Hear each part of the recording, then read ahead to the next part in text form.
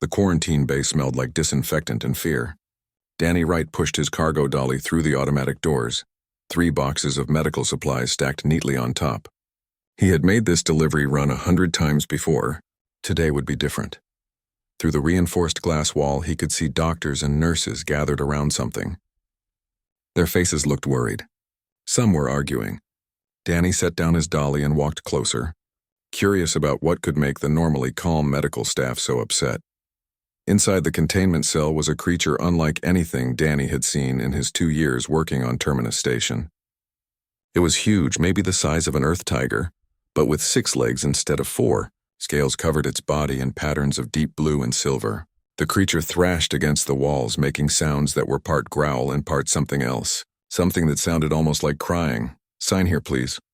A nurse handed Danny a datapad without looking at him. Her eyes stayed on the creature. Danny signed quickly. "What is that thing?" "A Ravix," the nurse said. Her voice was tight. "From Virgos, one of the worst death worlds in the galaxy. That thing could tear through steel if it wanted to." "What happened to it?" "Radiation poisoning. Broken bones. Internal bleeding. It was hiding in a cargo ship that had a reactor leak. The crew found it 3 days ago." The nurse shook her head. "Poor thing is dying and we cannot do anything about it." Danny watched the creature more carefully now. It was not just thrashing randomly. Every time someone moved near the glass, the Ravix would lunge toward them, then pull back like it was in pain. Its movements were getting weaker. "Why cannot you treat it?" Danny asked. "Because it will kill anyone who gets close," a new voice said. Danny turned to see a tall alien with 8 arms and smooth purple skin. The name tag read Dr. Hilvan, Medical Director. "Ravix are apex predators. When they are hurt or scared, they attack. We tried sedatives. Nothing works on their biology.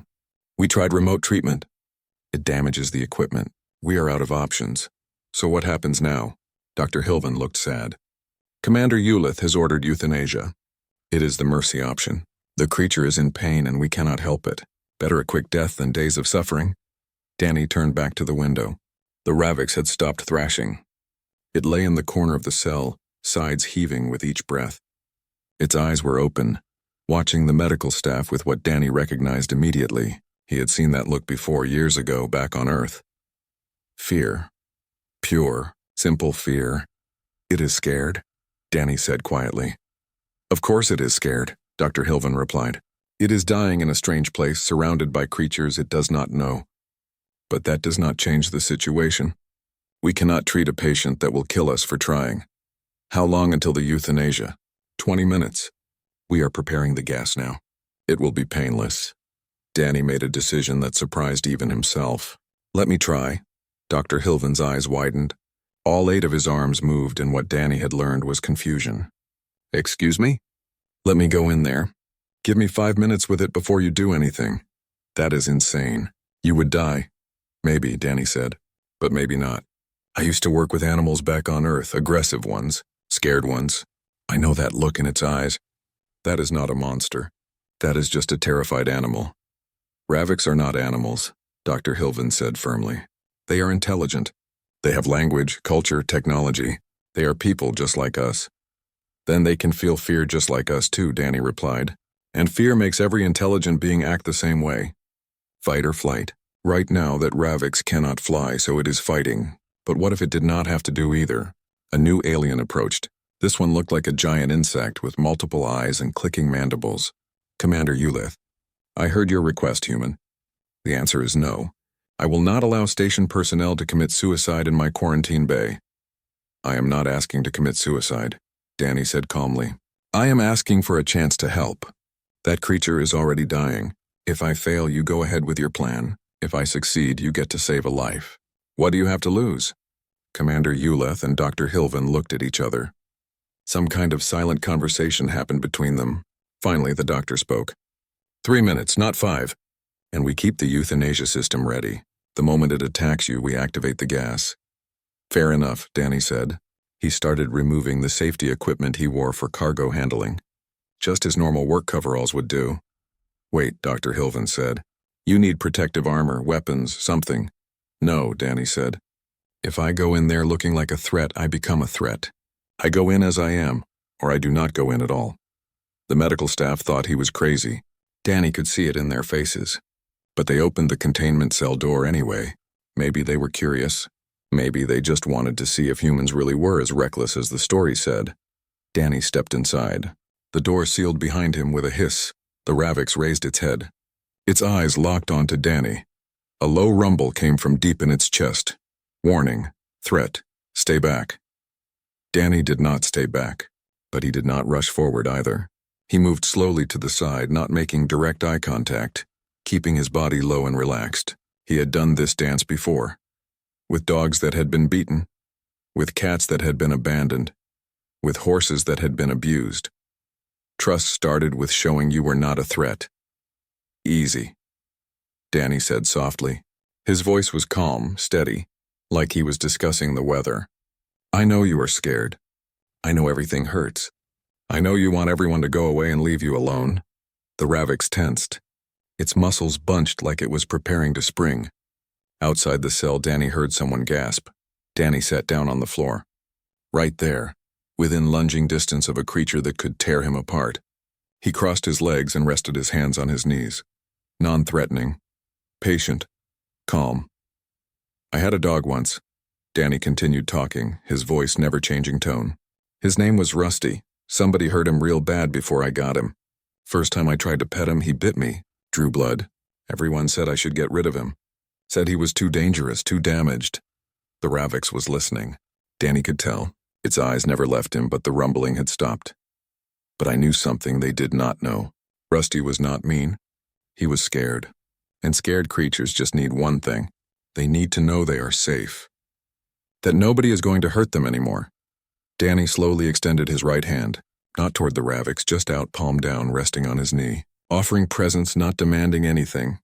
It took 3 months before Rusty let me touch him, Danny said. 3 months of me just sitting near him, talking to him, showing him every single day that I was not going to hurt him. And you know what happened after those 3 months? The Ravix tilted its head slightly. A gesture of curiosity. He became the best friend I ever had. Loyal, loving, protective. All that anger and fear went away once he understood he was safe. Once he understood that not every creature was going to hurt him. Outside, Danny heard Dr. Hilvin say something about time running out. Commander Ulith responded that they would give it 1 more minute. Danny kept his eyes soft, his posture relaxed. I know you are not a dog.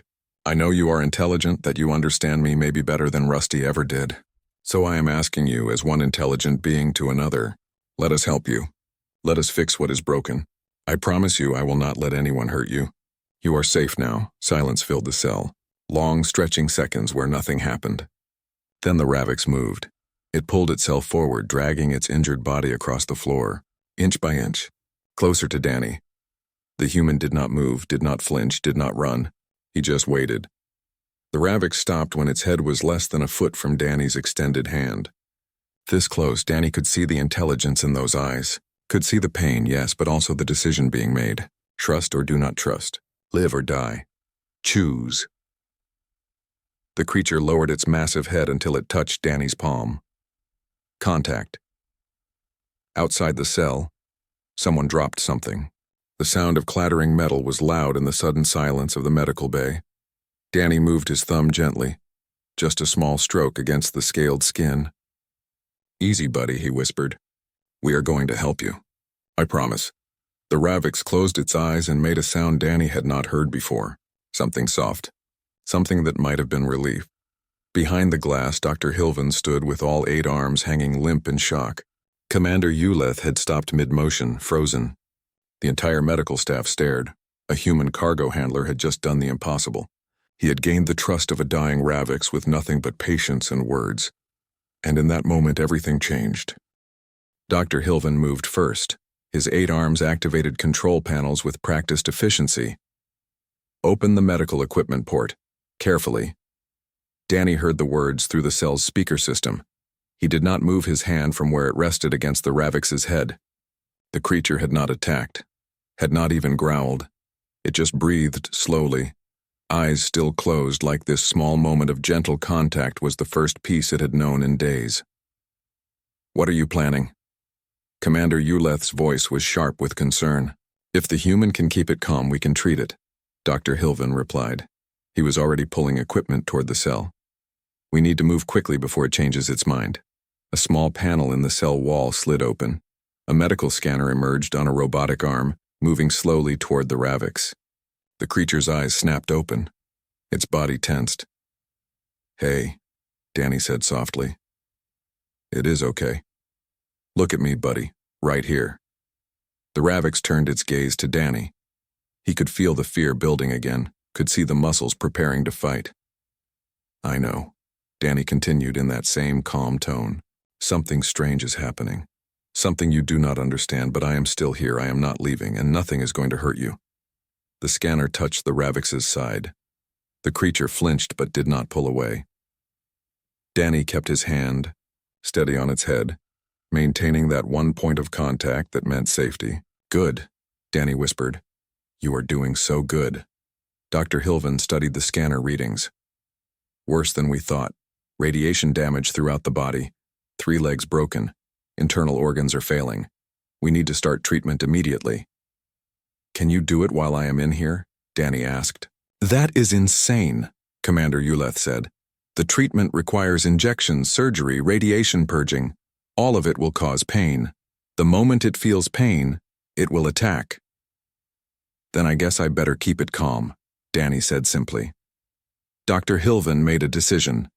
"Open the full medical access, prepare the treatment bay for integration with the containment cell, and get me a communication headset for the human." 5 minutes later, Danny wore a small earpiece. He could hear everything the medical team said, and they could hear him. More importantly, he could guide them. "Starting with basic pain management," Dr. Hilvin said. "Injection to the left shoulder. It will sting." A robotic arm extended a needle. The Ravix saw it coming and started to rise, that warning rumble building in its chest again. "Easy, buddy," Danny said quickly. He moved his other hand to the creature's side, both palms now making contact. "Remember Rusty? That dog I told you about? He hated needles too. Had to get shots at the vet. He would shake and whine, but you know what helped? The needle pressed against scaled skin." The Ravix tensed. "I would hold him close and tell him about all the good things waiting after. Like treats, like going to the park, like running free without pain." Danny kept his voice steady even as the needle pushed in. "And you got good things waiting too. No more hurting. No more fear. Just healing. Just getting strong again." The injection finished. The Ravix had not moved. Its eyes stayed locked on Danny's face, like his voice was a lifeline in stormy water. "Incredible," Dr. Hilvin breathed. "Prepare the next sequence. We need to set those broken legs." The treatment took 6 hours. 6 hours where Danny never stopped talking. He told the Ravix about Earth, about the animals he had known, about the stars he had seen since leaving his homeworld. When he ran out of stories, he made up new ones. Anything to keep that connection alive. The medical bay filled with observers. Word had spread through the station. Aliens from a dozen different species gathered at the windows, watching a human do something no one had thought possible. "Setting the third leg," Dr. Hilvan announced. "This will hurt." The robotic arms moved into position. They had to pull the broken bone back into alignment. Danny felt the Ravix's entire body go rigid under his hands. "I got you," Danny said firmly. "Stay with me. Breathe. In and out. Nice and slow." The bone clicked into place.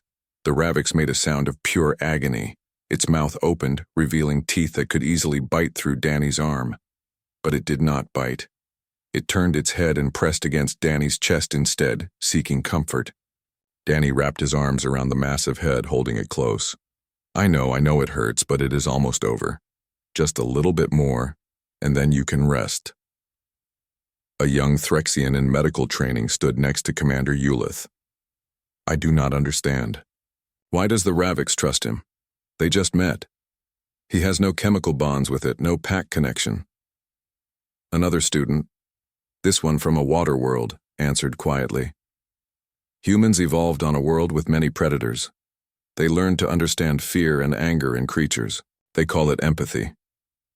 But Ravix are not predators to humans. They are from different worlds, different biologies. Maybe that does not matter, the water worlder said. Maybe intelligence feels the same across all species, and humans learned how to speak to that feeling.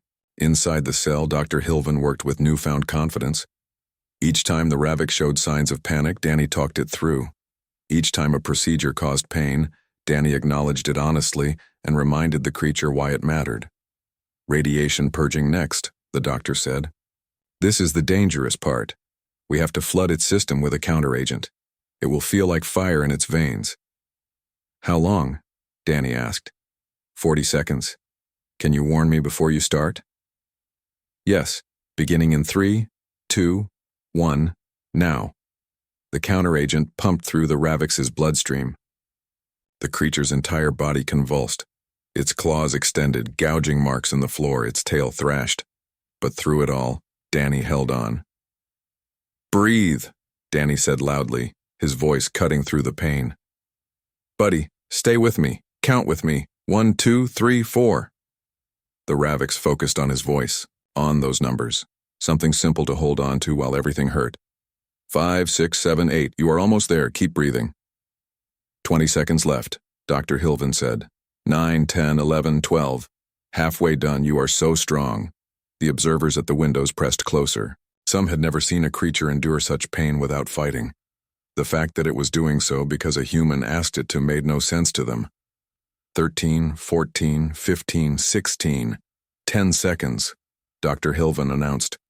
17, 18, 19, 20. Almost there, buddy. Stay with me. The counteragent finished its cycle. The Raviks went limp, gasping for air.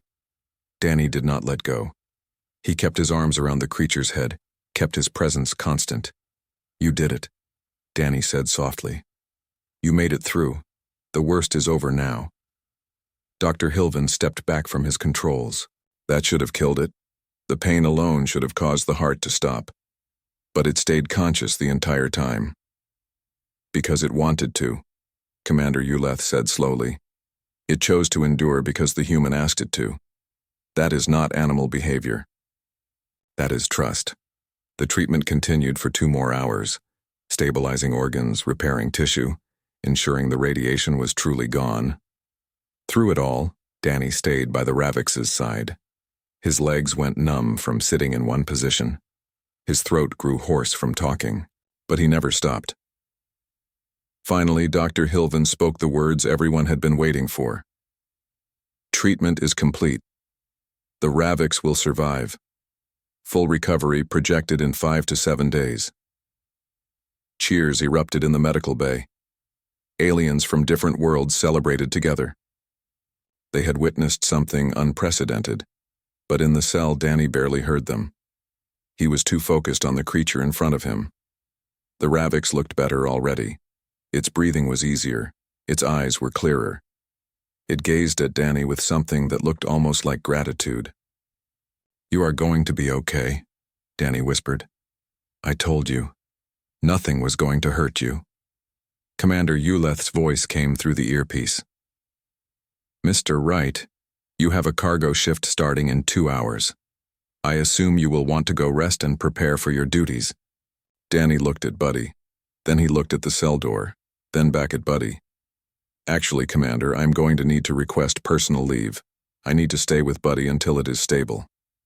That could be days. I know. The Raviks does not need you anymore. We can monitor it from here. Danny gently stroked the scaled head one more time.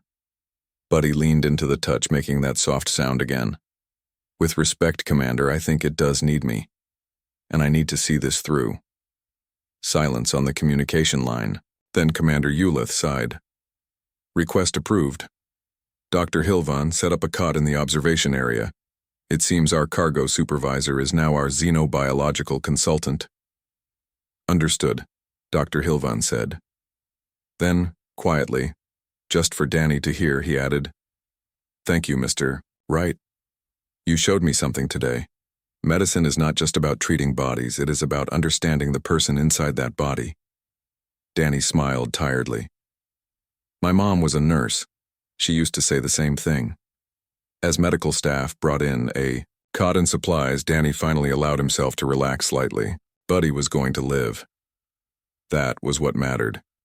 He had not been sure it would work, had not been certain his instincts were right.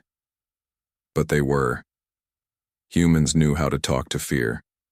They knew how to build trust. And sometimes that was more powerful than any medicine. 3 days passed. Danny kept his promise and stayed by Buddy's side, leaving only for bathroom breaks and quick showers. The cot in the observation area became his home. The medical bay staff brought him food. Some brought questions too. Buddy healed fast. The radiation damage reversed. The broken legs knit together with the help of advanced medicine. By the 3rd day, the Ravix could stand again, could walk slowly around the cell. Strength returned to its body. But something else changed too. Something the medical staff found more interesting than the physical healing. Buddy had become possessive of Danny. "Watch this," Dr. Hilvan said to a group of medical students. He approached the cell with a food container. Buddy immediately moved between the doctor and Danny, a low warning rumble vibrating through the air. "Buddy, no," Danny said from his cot. "Dr. Hilvan is a friend." The Ravix looked back at Danny, then at the doctor, then back at Danny. Slowly it moved aside, but its eyes never left Dr. Hilvan. "This is unprecedented," one of the students said. "Ravix are solitary creatures. They do not protect others. They do not form bonds." "They do now," Dr. Hilvan said thoughtfully. "At least this one does." The discovery worried Commander Ulith. She called a meeting in her office with Danny and Dr. Hilvan attending. "The Ravix is recovering faster than expected," the commander said, "which means we need to discuss what happens next. It cannot stay in the medical bay forever, and it certainly cannot stay on this station long term." "Why not?" Danny asked. "Because it is a wild animal from a death world. Because when it reaches full strength, it could kill dozens of people if it chose to. Because keeping it here is a liability." "It is not a wild animal," Danny said firmly. "Buddy is intelligent. It understands language. It makes choices." "Yes, choices like deciding you belong to it," Commander Ulith replied. "What happens when you need to leave? What happens when Buddy decides to follow you into populated areas? We cannot have a Ravix wandering through station corridors." Dr. Hilvan cleared his throat. "There is another complication. I received a transmission this morning. A delegation from the Virgos system is en route. They arrive in 4 hours. "Delegation?" Danny asked. "Buddy is not just any Ravix," the doctor explained. "After it was stable, I ran genetic markers. Buddy is the offspring of a territorial leader. Juveniles of that bloodline are rare and valuable to Ravix culture. They want their lost child back." Danny felt something cold settle in his stomach. "What does that mean?" "It means they will take Buddy home," Commander Ulith said. "Which solves our problem neatly. Does Buddy get a say in this?" "Ravix are not pets, Mr. Wright. They belong in their natural habitat with their own kind. You saved its life. That is admirable. But you cannot keep it," Danny wanted to argue. Wanted to say that Buddy had chosen to trust him, had chosen to stay calm during treatment, had chosen to form this bond. But he also knew Commander Ulith was right. He was not equipped to care for a Ravix. The station was not built for it. And Buddy deserved more than a cage, no matter how comfortable. "Fine," Danny said quietly. "But I want to be there when they arrive. I want to explain to them what Buddy has been through." "Agreed," Commander Ulith said. 4 hours later, Danny stood in Docking Bay 3. Dr. Hilvan stood beside him. Commander Ulith monitored from a safe distance. The Virgos transport ship had just docked. The airlock opened. 3 Ravix emerged, wearing special environmental suits that allowed them to breathe the station's atmosphere. They were larger than Buddy, fully grown adults. Their scales were darker, their movements precise and controlled. The lead Ravix approached. Its suit had a translation device built in. "I am Torin, scout leader of the Western Territories. We have come to reclaim our lost juvenile. I am Danny Wright. I have been caring for Buddy since it arrived." "Buddy?"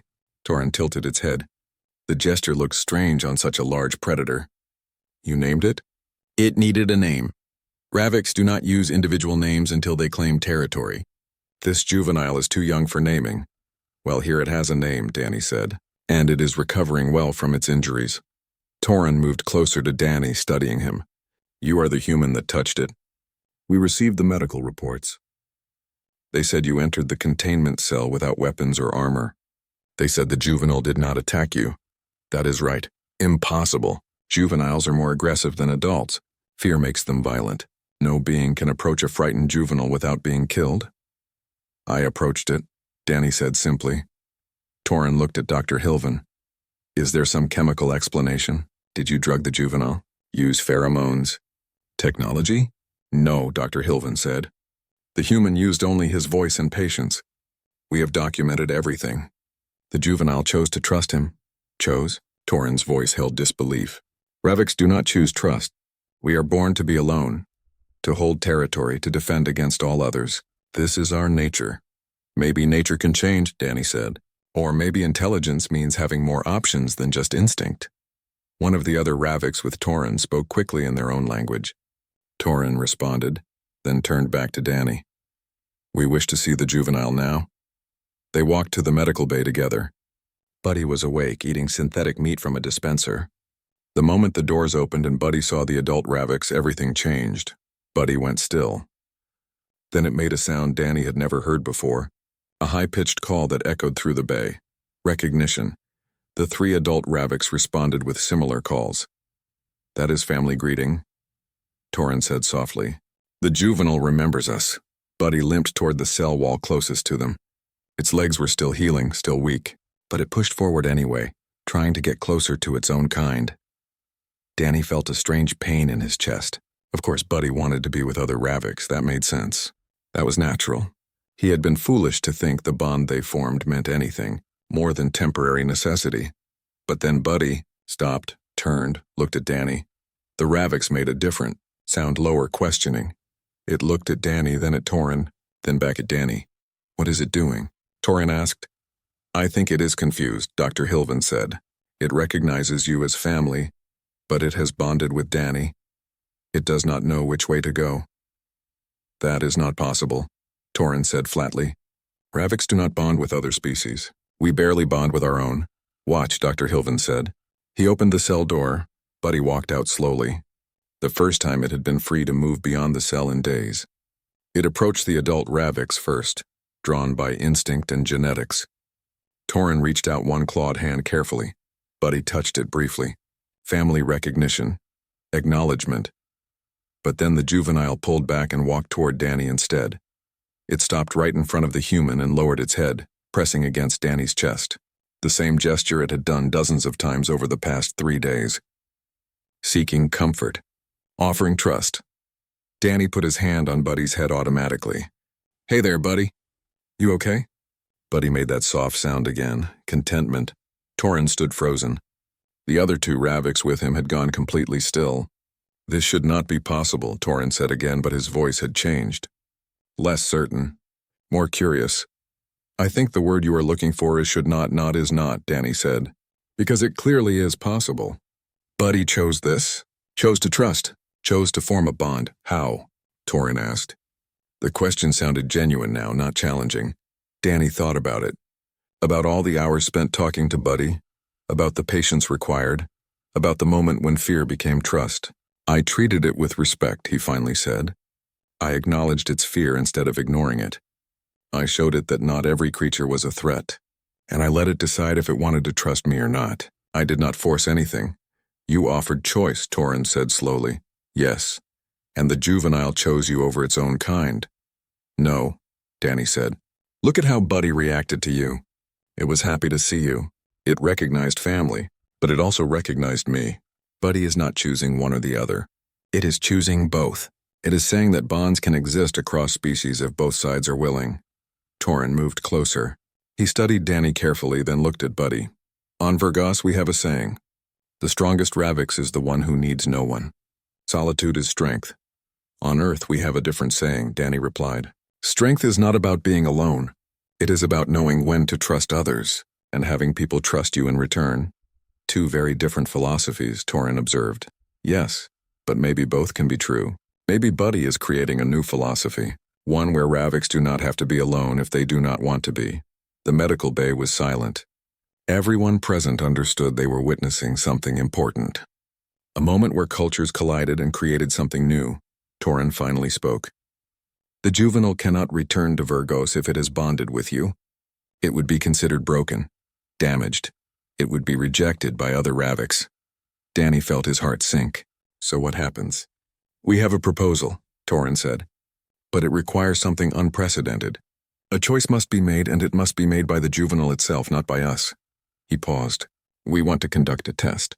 Tomorrow we will take Buddy to neutral ground. You will stand on one side. I will stand on the other. Buddy will be released between us. Whichever way it goes, that will be its future. If it comes to me, we take it home. If it comes to you, then you must take responsibility for its life. And if I cannot care for it properly? Danny asked. Then you should not stand on that field tomorrow, Torin said bluntly. This is not a game.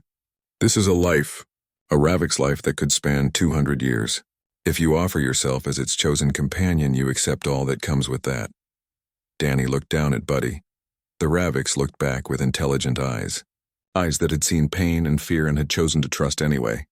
Tomorrow then, Danny said. Let Buddy choose. The neutral zone was a barren moon orbiting between human and Vergos territory. No atmosphere, no life, just gray rock and distant stars.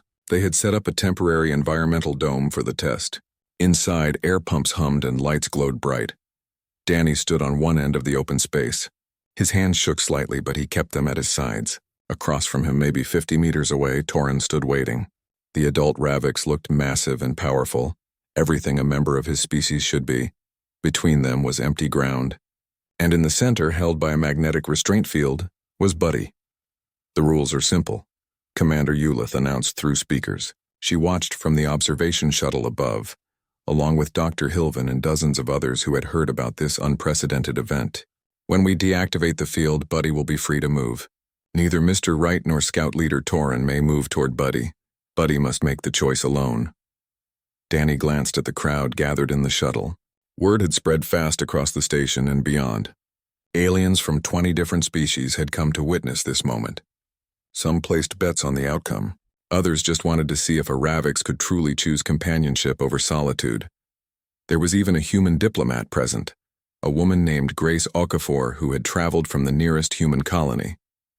She had pulled Danny aside before they left the station. Do you understand what you are doing? She had asked. If Buddy chooses you, this will change everything. It will prove that humans can form bonds with species others think are impossible, but it also means you are responsible for Buddy's life. Forever. I know, Danny had said. And you are willing to accept that? Buddy did not give up on me during treatment. I am not giving up on Buddy now. Grace had smiled at that. You are either very brave or very foolish. Maybe both. Now, standing in the dome with the moment finally here, Danny wondered if she was right. What was he doing? He was a cargo handler. He had no training for this. No equipment. No plan beyond doing his best. But then he remembered Buddy's eyes during those first moments in the cell. Remembered the fear. Remembered the decision to trust. If Buddy could be brave enough to trust, Danny could be brave enough to stand here. Deactivating restraint field in 3, 2, 1, Commander Eulith said. Now the field vanished. Buddy stood free for the first time since arriving on the moon. The Raviks looked left toward Torin, then right toward Danny, its head tilted, processing the situation, understanding the choice being offered. Torin began making sounds in the Ravik's language. Danny could not understand the words, but he understood the tone. Calling. Welcoming. Come home. Danny did not make sounds. He just stood there, hand extended slightly, palm down. The same gesture from their first meeting. Offering. Not demanding. Buddy took a step toward Torin. Danny's heart clenched, but he stayed still.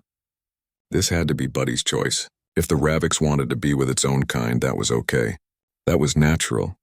Danny would be sad, but he would understand. The juvenile moved closer to Torin, within 10 meters now. The adult Raviks lowered himself to the ground, making himself less threatening. Another call in their language. Almost there. Just a little closer. Buddy stopped. Turned its head back toward Danny. The human had not moved. Had not called out. Had not tried to convince or plead. He just stood there, patient and calm, exactly like he had been in the cell. The Raviks made a soft sound. Then louder. Then it turned around completely and started walking toward Danny instead. Torin called out again, urgency in his voice now. But Buddy did not stop, did not look back. The juvenile picked up speed, moving faster, then running despite legs that were still healing. Buddy crashed into Danny with enough force to knock him back a step. The Ravix pressed its head against Danny's chest, making that contentment sound over and over. Danny wrapped his arms around the massive head and held tight. "I got you, buddy," he whispered. "I got you." In the observation shuttle, silence. Then someone started clapping. Then another. Soon the entire shuttle erupted in noise. Cheers, clicks, whistles. Every species making their sound of celebration. Grace Okafor spoke into her recorder. Historic moment. A Ravix juvenile has chosen cross-species bonding over returning to its homeworld. This will change interspecies relations across the galaxy. Torin walked across the dome slowly. He stopped a few meters from Danny and Buddy. For a long moment he just stared. Then he spoke. "I do not understand this. I have lived for 90 years. I have seen battle, territory wars, the rise and fall of leaders. But I have never seen a Ravix choose another species over their own." "Maybe it is not about species," Danny said. "Maybe it is about who shows up when you are scared, who stays when you are hurting, who you can trust. We would have cared for it on Virgos. It would have had territory, food, safety." "I know. And Buddy knows that too, I think. But Buddy also knows I sat with it when it was dying. I held it through pain. I promised it would be safe, and I kept that promise. That kind of memory does not go away just because time passes." Torin was quiet. "Then, you will have to leave this station eventually. Your kind travels between stars. What happens to the juvenile then?" "Then Buddy comes with me," Danny said. "Wherever I go, Buddy goes. That is what choosing each other means. And when you die, humans live such short lives, the juvenile will outlive you by 150 years. Danny had not thought about that. The realization hit him hard. Buddy would be alone again one day, long after Danny was gone. But Torin continued. "Which means you must teach it how to trust others as well. Not just you, other humans, other species. You must show the juvenile that trust is not limited to one bond but can grow to many. Otherwise, when you are gone, it will be truly alone." "You are right," Danny admitted. "I did not think that far ahead." "Then perhaps you need help," Torin said. "Ravix do not form packs, but we do understand mentorship. I will stay on your station for one solar cycle.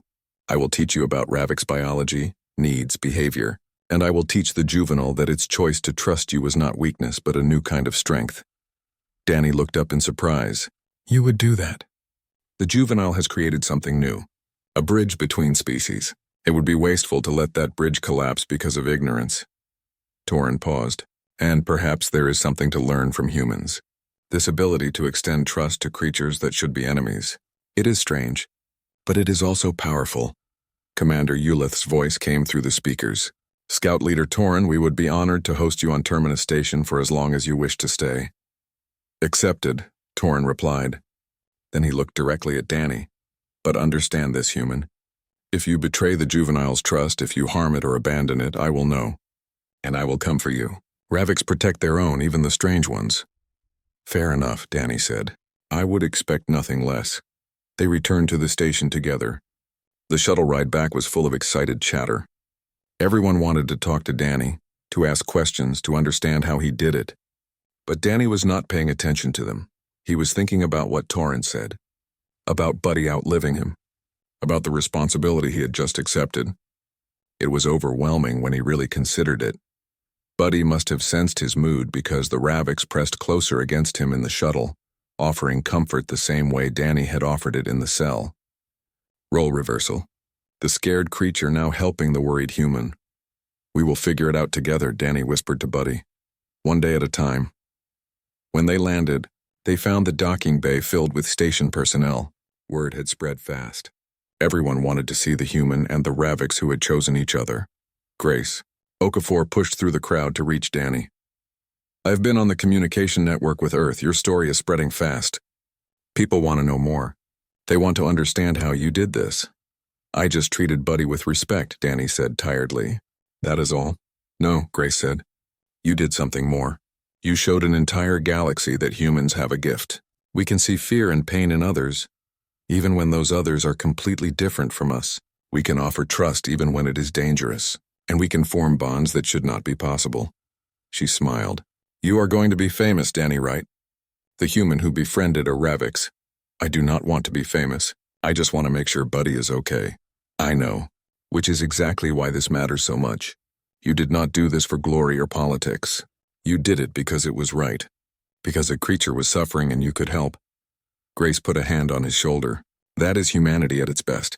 And the galaxy needs to see that. Dr. Hilvan approached with a data pad. I have prepared quarters for you and Buddy. Custom built to accommodate Ravik's needs but with space for human habitation as well. You will be sharing a living space now. Thank you, Doctor. Also, Commander Ulith has approved a new position for you. Xenobiological Relations Specialist. Your job will be to help other species understand how humans interact with creatures they think are impossible to approach. Starting salary is triple what you made in cargo.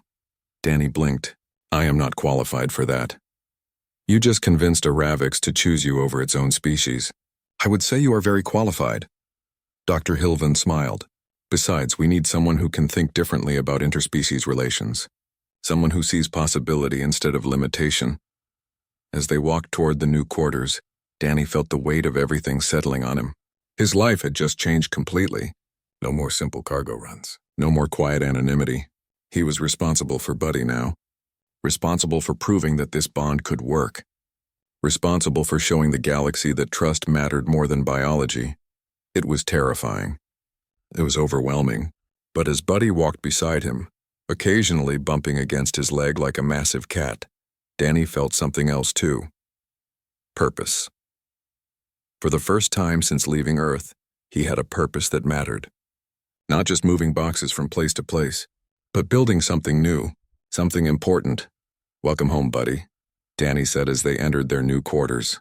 Let us see what we can build together. Week 1 was chaos. Buddy had strong opinions about everything. The sleeping area was wrong.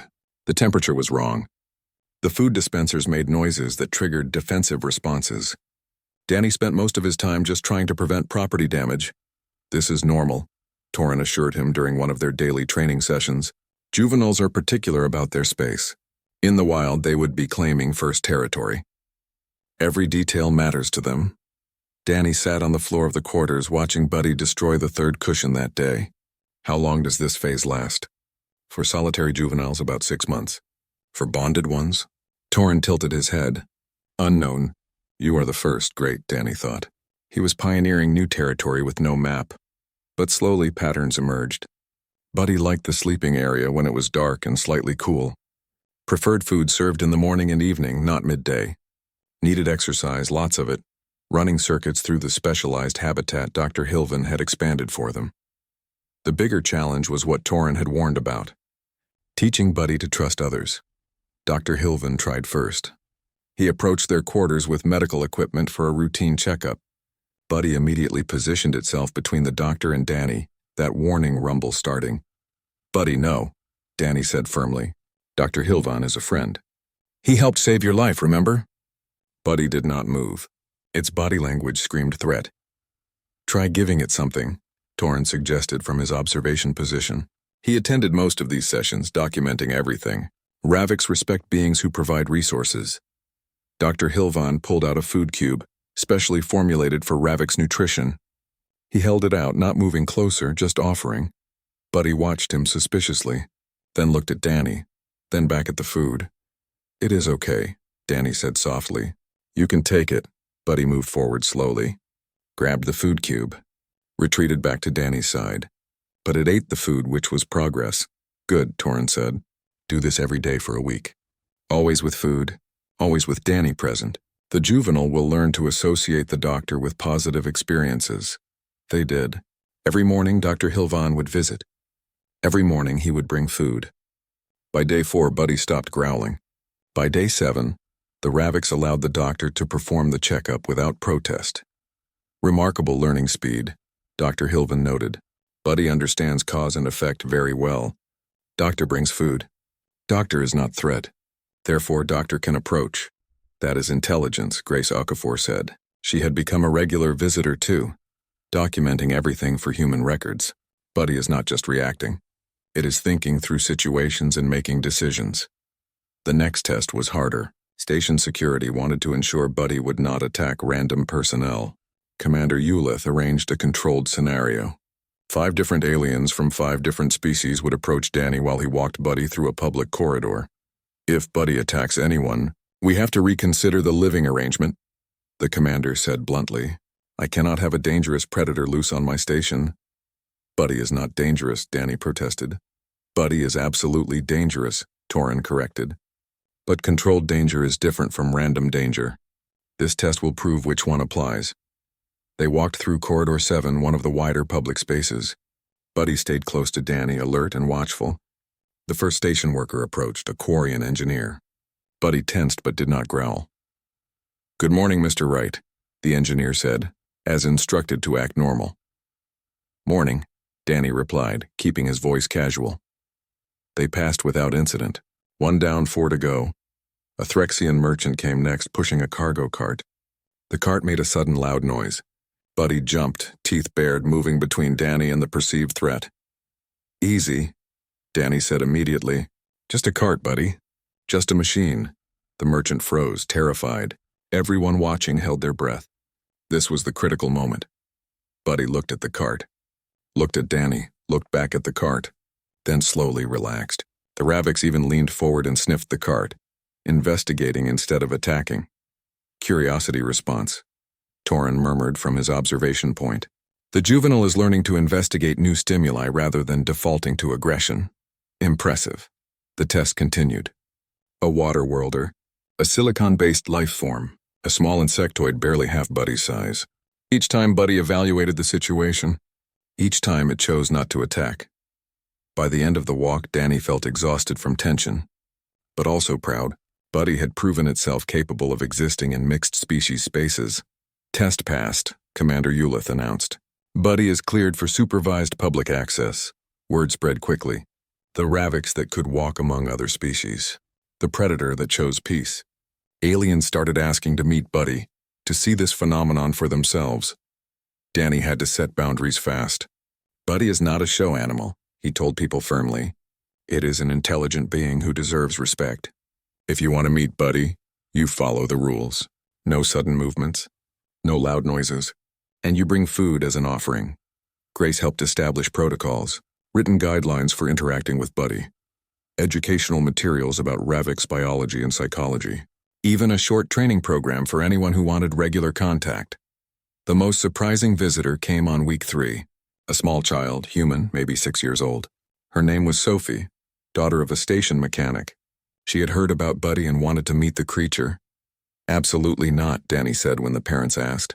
Buddy is too dangerous for children. But children are good with animals, Sophie's mother said. And you worked with animals back on Earth. Surely you know children and creatures often bond easily. Danny hesitated. She was right. He had seen it before. Kids had a natural fearlessness that animals responded to. But this was different. This was a Ravix. Let me ask Torin, Danny said. The scout leader considered the question carefully. On Virgos, juveniles are kept far from young. The size difference alone is dangerous. But this is not Virgos. And Buddy is not a normal juvenile. Perhaps it is worth trying with extreme precautions. They set up the meeting in a controlled room. Buddy on one side, Sophie on the other, with Danny in between. The child wore protective gear, though Danny doubted it would help much if things went wrong. Sophie looked at Buddy with wide eyes. It is so big. Yes, Danny agreed. And very strong. So we have to be very gentle and very calm. Can you do that? I can. Danny brought Sophie closer slowly. Buddy watched with intense focus. The Ravix had never seen a human child before. Hold out your hand, Danny instructed. Palm down like this. Let Buddy smell you first. Sophie copied his gesture. Buddy leaned forward, sniffing carefully. Then it did something unexpected.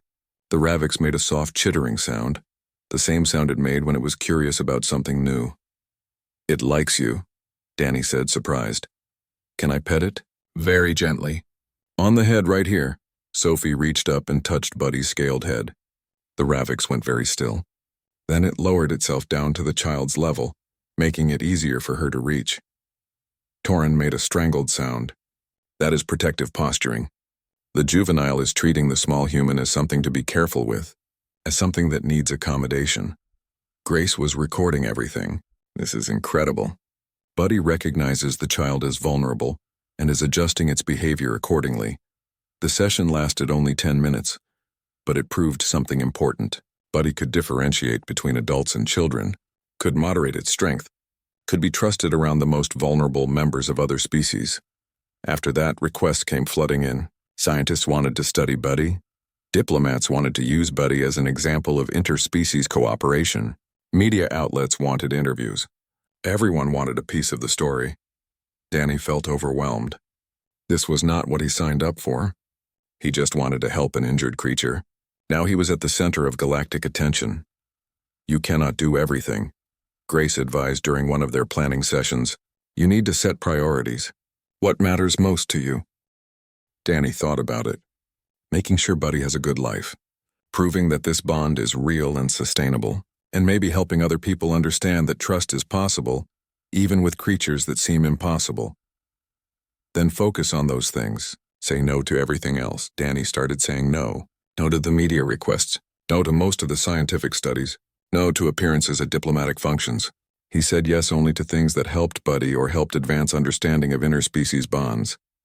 One request he said yes to surprised everyone. A group of animal rescue workers from Earth wanted to visit, to learn Danny's techniques. They worked with aggressive animals, with traumatized creatures, with cases everyone else had given up on. If I can teach them what I learned from Buddy, maybe they can help more animals back home. Danny explained to Commander Uleth when requesting permission for the group to visit. You want to turn your personal experience into a teaching methodology, the commander observed. Yes, because this is not just about me and Buddy. It is about proving that patience and empathy work better than force and fear. That applies everywhere with every species. The rescue workers arrived 2 weeks later. 5 humans, all experienced with difficult animals, all eager to learn. Danny walked them through everything. How he approached Buddy the first time. How he read body language. How he used his voice as a tool for comfort. How he established trust through consistency. They practiced with Buddy under strict supervision. The Raviks tolerated them because Danny was present, but also because these humans moved like Danny. Calm, patient, respectful. You are teaching them the empathy protocol, Dr. Hilvin observed. The methodology I tried to document, but it works better coming from you because you understand it instinctively. I just know what worked with animals on Earth, Danny said. Turns out those same principles work across species. On the last day of their visit, one of the rescue workers pulled Danny aside. You changed how we think about aggressive animals. We always knew patience mattered, but seeing it work with a creature as dangerous as a Ravix proves it works universally. When we get back to Earth, we are going to revolutionize animal rescue protocols. That is the idea, Danny said. Help as many creatures as possible. That is what Buddy would want too. As the weeks became months, life found a rhythm. Buddy grew stronger, more confident. The Raviks learned station routines, learned which areas were safe to explore, learned dozens of faces and names. It even started greeting regular visitors with that soft chittering sound. But the most important lesson was the one Torin had warned about. Teaching Buddy to trust others besides Danny. By the 3-month mark, the Raviks had formed bonds with Dr. Hilvin, with Grace, with Sophie and her family, with Torin himself. The juvenile is becoming social, Torin said one day, watching Buddy play with Sophie in the habitat. This should not be possible, but it is happening. Buddy is creating a new template for Ravik's behavior. Does that bother you? Danny asked. That Buddy is different from other Raviks? At first, yes. I thought the juvenile was broken. But now? Torin paused. Now I think Buddy has evolved. Intelligence means adapting, and Buddy has adapted to find strength in bonds rather than solitude.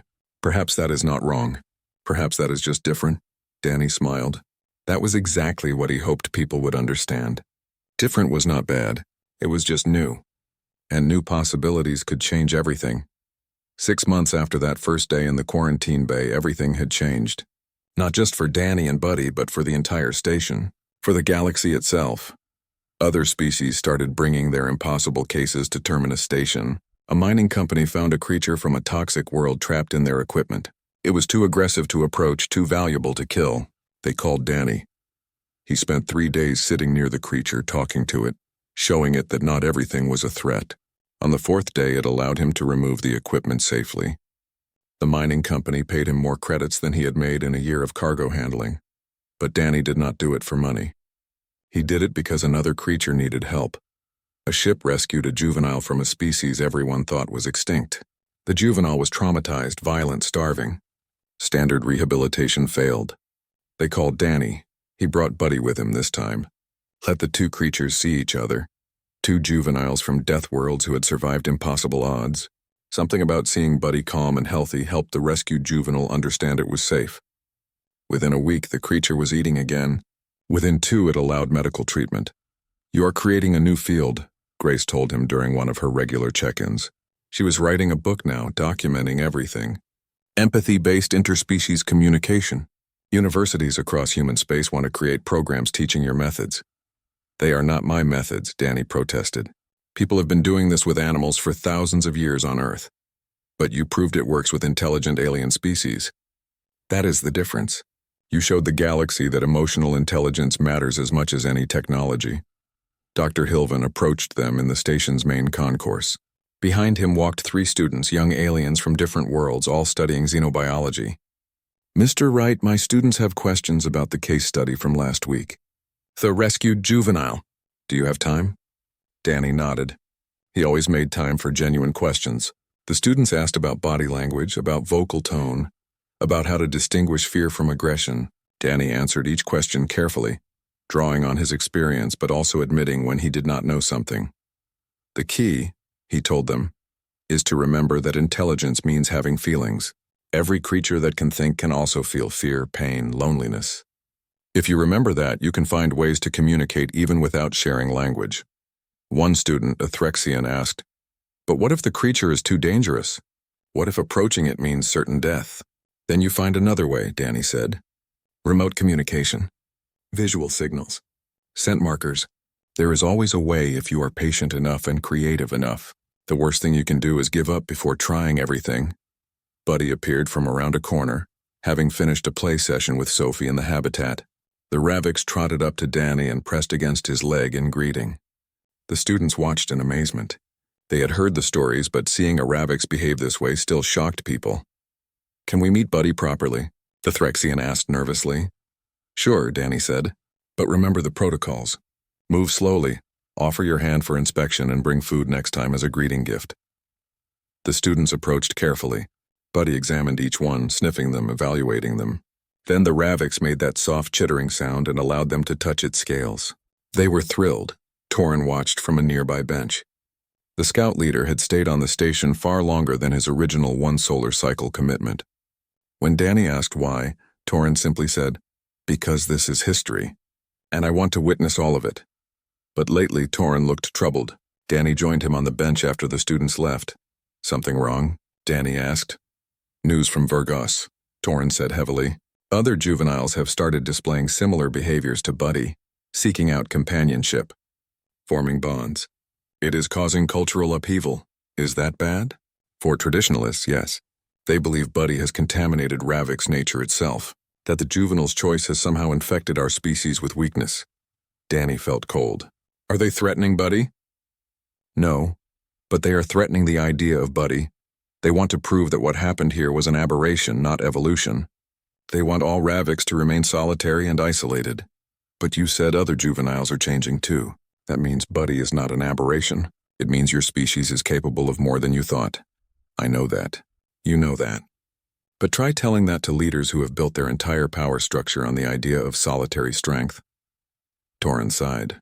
"There will be debates, councils, possibly challenges to current territory holders. Change is never smooth. What will happen to the juveniles who want to form bonds? That depends on how the debates go. Best case, we acknowledge that Ravix have options now, that some can choose solitude and some can choose companionship. Worst case, those juveniles are exiled from Vergos for being different." "That is not fair," Danny said angrily. "No, but it is reality." Torin looked at Buddy, who was now greeting other station personnel as they passed. "The juvenile changed something fundamental about how we see ourselves. That kind of change always faces resistance." That night, Danny could not sleep. He sat in the living quarters watching Buddy rest in the sleeping area. The Ravix breathed slowly, peacefully, having no idea that its simple choice to trust had caused ripples across entire civilizations. Grace found him there in the morning. "You look terrible," Torin told me about Vergas. About the cultural problems. I heard. It is spreading beyond Ravix too. Other species are having similar debates. If dangerous predators can form cross-species bonds, what does that mean for how we interact? What does it mean for our assumptions about nature and behavior? I just wanted to help an injured creature, Danny said tiredly. I did not mean to start a revolution. But you did. And now you have to decide what to do about it. What can I do? I am just one person.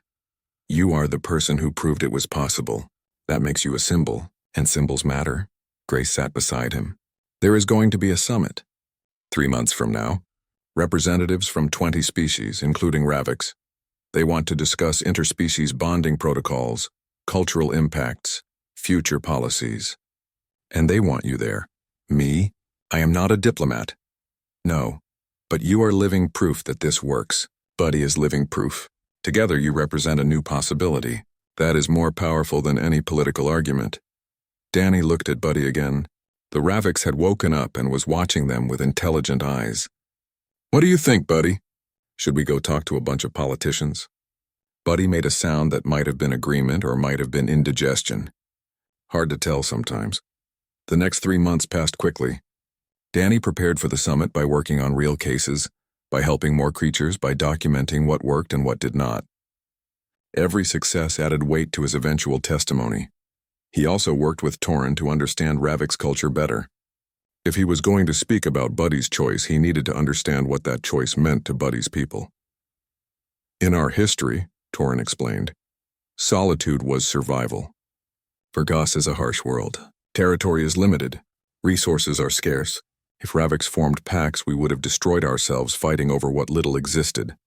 So we evolved to be alone, to need no one, to survive through individual strength. But you are not on Vergas anymore, Danny pointed out. Space is big. Resources are abundant if you know where to look. The reasons for solitude do not exist out here. That is what I will argue at the summit, that evolution prepared us for one environment, but intelligence allows us to adapt to new environments. Buddy proves that adaptation is possible. The summit was held on a neutral station, larger than Terminus, designed specifically for diplomatic events. Danny arrived with Buddy, Torin, Grace, and Dr. Hilvin. They were met by security, media, protesters. Yes, protesters. Some species opposed the idea of changing natural behaviors. They carried signs saying things like, respect nature and predators should not be pets. I am not Buddy's pet, Danny muttered. And Buddy is not my pet either. We are partners. They do not understand that yet, Grace said. But maybe they will after the summit. The main hall was massive, with seating for hundreds. Danny sat in the witness section, Buddy beside him. The Ravix drew stares from everyone present. Some fearful, some curious, most just confused about what to think. The summit began with formal speeches. Scientists presented data on bonding behaviors across species. Diplomats discussed policy implications. Philosophers debated the nature of choice and free will. Then it was Danny's turn to speak. He approached the central platform, heart pounding. Buddy followed without needing to be asked. The room went silent. I am not a scientist, Danny began. I am not a diplomat. I am just a guy who did not want to watch a creature die scared and alone. That is all I was thinking about 6 months ago when I entered that containment cell. Help this creature. Show it that someone cares. He paused, collecting his thoughts. But I learned something from Buddy. I learned that trust is not about biology or evolution or cultural programming. It is about choice. Every intelligent being has the ability to choose trust over fear, cooperation over isolation, hope over despair. Buddy chose to trust me when every instinct said to fight, and I chose to be worthy of that trust. Danny put his hand on Buddy's head. The familiar gesture repeated thousands of times now. People keep asking if this is natural. If we are going against what Buddy is supposed to be. But I think that is the wrong question. Intelligence means we are not locked into what we are supposed to be. We can become something new, something better. Buddy is not less Ravix because of our bond. Buddy is more adaptable, more resilient, more capable of surviving in a galaxy full of different species. He looked around the room, meeting eyes from dozens of different species. Earth has a history of forming bonds with creatures that should have been enemies. We walked alongside wolves and turned them into companions. We partnered with horses that could have crushed us. We worked with birds of prey that could have torn us apart. Not through force, not through domination, but through mutual respect and trust. That is humanity's real gift to the galaxy. Not our technology, not our weapons, but our understanding that trust can bridge any gap, cross any boundary, connect any two beings willing to try. But he proved that works beyond Earth, beyond humans. It works universally because the need for connection is universal. Danny's voice grew stronger. So do not ask if this is natural. Ask if this is possible. And the answer, standing right here beside me, is yes, it is possible. And if it is possible with a Ravix and a human, it is possible anywhere, with anyone. All we have to do is be brave enough to extend trust, and patient enough to let others choose to trust us back. He stepped down from the platform. The room erupted. Some applauded. Some argued. But everyone was talking, thinking, reconsidering their assumptions. The debates lasted 3 days. Arguments flew back and forth. Data was presented and challenged. Philosophies clashed, but slowly consensus emerged. Interspecies bonding would be recognized as valid, not required, not forced, but acknowledged as a choice that intelligent beings could make. Protocols would be established not to limit bonding, but to ensure it happened safely and ethically. Educational programs would teach the empathy protocols Danny had pioneered. For Ravix specifically, the decision came down to a vote among territorial leaders. Torin represented the progressive faction. After hours of debate, the vote passed by a narrow margin. Ravix would be allowed to choose solitude or companionship. Both paths would be considered valid. It is not perfect, Torin told Danny after the vote. There will still be Ravix who oppose this, who see bonded juveniles as traitors to our nature. But it is a start. It is acknowledgement that we can be more than what we were. The summit ended with a formal declaration, the Interspecies Bonding Accord. 20 species signed it, committing to recognize and support cross-species bonds formed through mutual choice and respect. Danny and Buddy were invited to sign as witnesses. Danny held the signing stylus while Buddy pressed one claw to the pad beside him. Their marks were recorded permanently in galactic history. They returned to Terminus Station as heroes. But Danny did not feel like a hero. He just felt tired and glad it was over, except it was not over. It was just beginning. Requests came flooding in. Other stations wanted to establish empathy-based programs. Military organizations wanted to learn the protocols for working with alien allies. Even the traditionalists who opposed the summit wanted to understand how Danny did what he did, if only to prevent it from happening again. Danny could not handle it alone anymore. So he did something he never expected to do. He started teaching classes, formal training programs on interspecies communication, emotional intelligence, trust-building techniques. Dr. Hilvin helped develop the curriculum. Grace helped with documentation. Torin taught the portions about reading body language across different species. The first class had 12 students. The second had 40. By the 6th month, they had a waiting list of 300 beings from across the galaxy, all wanting to learn. You created something lasting, Grace said, watching Danny teach a session about recognizing fear responses. A methodology that will outlive you. No matter what happens to you and Buddy, this knowledge will continue. That thought comforted Danny, because Torin had been right. Humans did not live long compared to Ravix. Danny would have maybe 50 more years if he was lucky. Buddy would have 150 after that. But if Buddy knew how to trust others, if Buddy understood that the bond they shared could be replicated with other beings, then Buddy would not be alone when Danny was gone. That was what mattered most.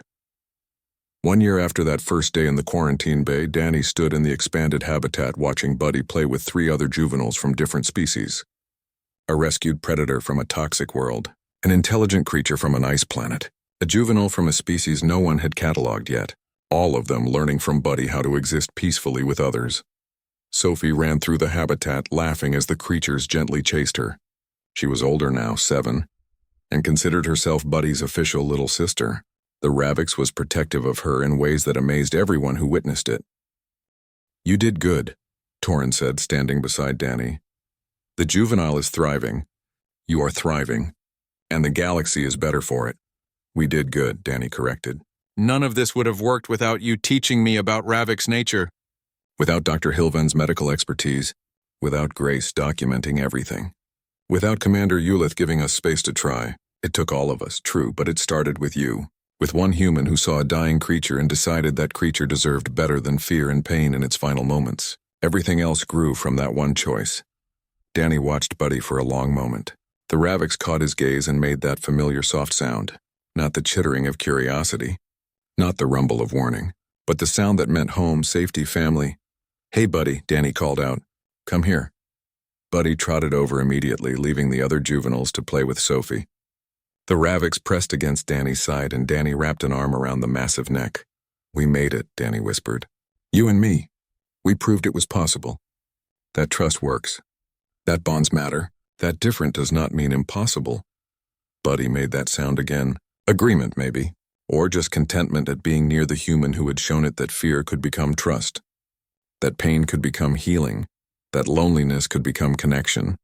They stood together in the habitat, surrounded by the life they had built together. Not perfect, sometimes messy, often challenging, but real, true, lasting. And across the galaxy, other creatures were learning the same lesson. That trust was stronger than fear. That patience was more powerful than force. That choosing connection over isolation was not weakness, but the bravest choice any intelligent being could make. All because one human saw a dying Ravix and decided to kneel down and whisper, "Easy, Buddy. You are safe now." Those 5 words changed everything, and they would echo across the stars for generations to come.